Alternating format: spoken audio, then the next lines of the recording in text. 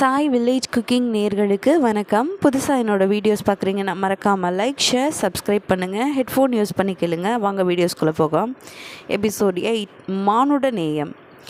நாடோடி துறவி ஒருவர் குளிர்காலத்தில் இரவு நேரத்தில் நடந்து வந்து கொண்டிருந்தார். அப்போது கடுமையான குளிர்காற்று வீசிக்கொண்டிருந்தது. உடல் நடுங்க, மூக்கு நுனி சிவந்து விடைக்க, பற்கள் கடகடவென சப்திக்க தள்ளாடி தள்ளாடி நடந்து வந்து கொண்டிருந்தார் அவர் வந்த வழியில் ஒரு புத்த விகாரம் இருந்தது.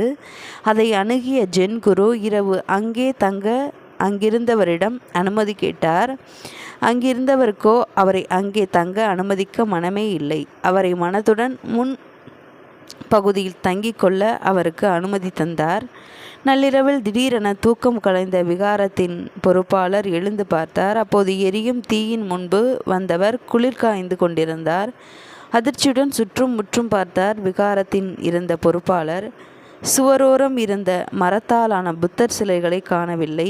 படுபாவி, என்ன காரியம் செய்தாய்? புத்தரையே எரித்து சாம்பலாக்கி விட்டாயே என்று பதறினார் பொறுப்பாளர். வந்தவரோ நிதானமாக ஒரு குச்சியை எடுத்து அந்த சாம்பலை கிளற ஆரம்பித்தார். என்ன செய்கிறாய் நீ என்று கோபத்துடன் கூவினார் பொறுப்பாளர். நான் எரித்து விட்டதாக தாங்கள் சொன்ன புத்தரின் எலும்புகளை தேடுகிறேன் என்றார் வந்தவர். குழம்பி போன அந்த நபர் மடாலயத்தின் உள் சென்று நடந்ததை தெரிவித்தார். மடத்தின் தலைமை குரு, முட்டாளே, வந்திருப்பவர் ஒரு ஜென் குரு. உயிரோடு இருக்கும் மனிதனை விட்டுவிட்டு மரத்தை கட்டி கொண்டு அழுகிறாயே, என்ன மனிதன் நீ என்று சீறினார்.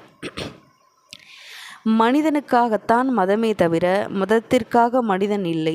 மனித தன்மை மறந்த மதம் வெறும் யானையின் மதமே.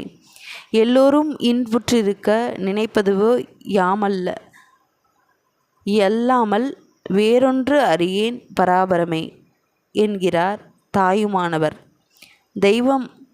தெய்வம் மனுஷ்ய ரூபனே. அடுத்த கதை அடுத்த வீடியோஸில் பார்க்கலாம்.